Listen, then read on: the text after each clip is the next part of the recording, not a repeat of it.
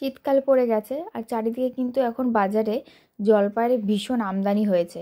তো এখন এই জলপাইগুলো দিয়ে যদি আমরা কিছু বানিয়ে রাখি তাহলে সারা বছর খেতে পারবো। তো আমি ভাবছি এই জলপাইগুলো দিয়ে আজকে আচার বানাবো। আর বাড়িতে তেমন কিছু রান্না না হলে কিন্তু ডালের সাথে আচার হলে কিন্তু খাওয়াটা জমে যায়। তো সেই জন্য দেখো জলপাইগুলোর বোটা ছাড়িয়ে জলে ধুয়ে রেখেছি, আর এদিকে কড়াইতে মেথি আর মৌরি ভেজে নেব, একটু লাল লাল করে ভেজে নেব।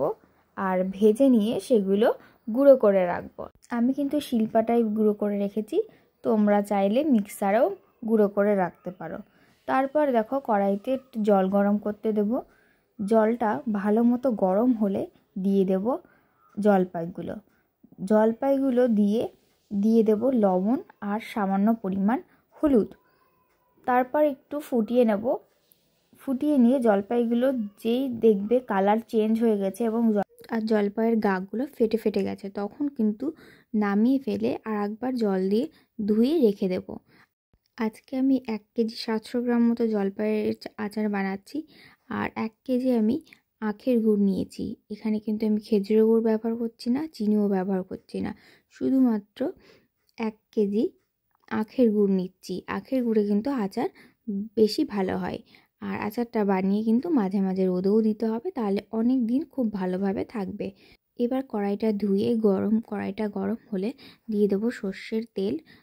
একটু বেশি পরিমাণ তেল দেব। তারপর তেলটা খুব ভালোভাবে গরম হলে দিয়ে দেব তেজপাতা, কয়েকটা শুকনো লঙ্কা আর দিয়ে দেব কিছু পরিমাণ 5 ফোড়ন। ভালোভাবে নাড়াচাড়া করে নেব কিছুক্ষণ। তারপরে দিয়ে দেব জলপাইগুলো দিয়ে দেব লবণ আর হলুদ। আবারও কিছুটা পরিমাণ হলুদ দিতে হবে, দিয়ে লবণ দিয়ে ভালোভাবে বেশ কিছুক্ষণ নাড়াচাড়া করতে হবে। নাড়াচাড়া করার পর দেখবে জলপাইয়ের গাগুলো একটু ভাজা ভাজা মতো হয়ে এসছে। তারপর কিন্তু দিয়ে দেব গুড়টা দিয়েও কিন্তু আমাদের অনেকক্ষণ জাল দিতে হবে, ভালোভাবে নাড়াচাড়া করতে হবে যাতে কড়াইয়ের নিচে লেগে না যায়। আমি গ্যাসের ফ্লেমটা হাই রেখে 10 মিনিট মতো নেড়ে নিয়েছিলাম। এখানে কিন্তু একদম আস্তে গ্যাস করা যাবে না। আর না, যখন আমরা এই আচারটা বানাবো তখন কিন্তু গুড় দেওয়ার পরে একদমই গ্যাস আস্তে দিয়ে রাখা যাবে না।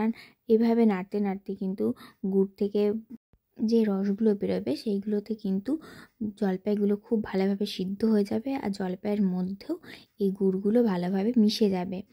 তাতে আচারটা খেতে আরও বেশি ভালো লাগবে। আর এইভাবে জাল দিতে দিতে যখন গুড়টা একদম আটার মতো লেগে আসবে তখনই কিন্তু বুঝতে পারবে আচারটা রেডি হয়ে গেছে। এই দেখো, এখন কিন্তু তোমরা কালার দেখেই বুঝতে পারছো আচারটা হয়ে গেছে। আর এরপর আমি সেই ভাজা গুঁড়ো মশলাগুলো দিয়ে নেব, দিয়ে আরেকটু ভালো করে নাড়াচাড়া করব। তাহলেই কিন্তু আজকে আমাদের এই জলপাইয়ের আচারটা পুরোপুরি রেডি হয়ে যাবে। আর আচারটা করার পরে দেখো কেমন দেখতে লাগছে। নামানোর আগে তোমরা অবশ্যই লবণটা টেস্ট করে নিও।